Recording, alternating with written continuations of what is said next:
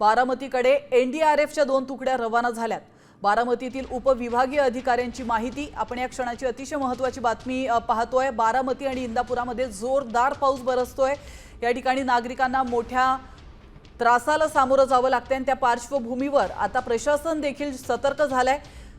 बारामतीकडे एनडीआरएफच्या 2 तुकड्या रवाना करण्यात आलेल्या आहे, कारण पूरजन्य परिस्थिती आणि ठिकाणी निर्माण झाली आहे आणि लोक ज्या गैरसोयीला सामोरे जात आहेत त्या लोकांना बाहेर काढण्यासाठी त्यांना मदतीची गरज आहे का हे पाहण्यासाठी आता एनडीआरएफच्या 2 तुकड्या बारामतीकडे रवाना झाल्यात।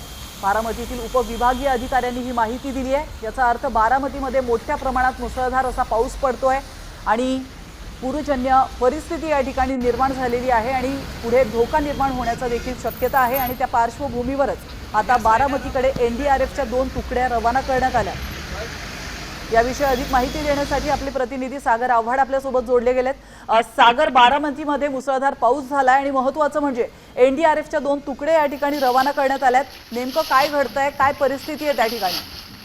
नक्कीच प्राची, मुसळधार पाऊस जो आहे तो बारामती, इंदापूर आणि दौंड परिसरामध्ये झालेला आहे। त्याचबरोबर बारामतीतील नीरा कालवा जो आहे तो फुटलेला आहे आणि शेतफळ या ठिकाणी असणारा निरगुडे या ठिकाणचा खडकवासला जो कॅनल आहे तोही फुटलेला आहे। मोठ्या प्रमाणावरती पाणी रस्त्यावरती आहे, अनेक गाड्या ज्या आहेत त्या वाहून गेलेल्या आहेत, मोठा फटका बसलेला आहे। बारामती विभागीय जे प्रांत आहेत त्यांनी 2 तुकड्या या ठिकाणी मागवलेल्या आहेत। एनडीआरएफच्या 2 तुकड्या बारामती आणि इंदापूरसाठी रवाना झालेल्या आहेत। उद्या सकाळी या तुकड्या नक्कीच धन्यवाद सागर, तुम्ही दिलेल्या महत्त्वपूर्ण माहितीबद्दल। आपण पाहतोय बारामतीमध्ये कालवा फुटलेला आहे आणि त्याचं पाणी आता रहिवासी भागामध्ये देखील येऊ लागले। त्या पार्श्वभूमीवर एनडीआरएफच्या 2 तुकड्या आता बारामतीकडे रवाना झाल्या।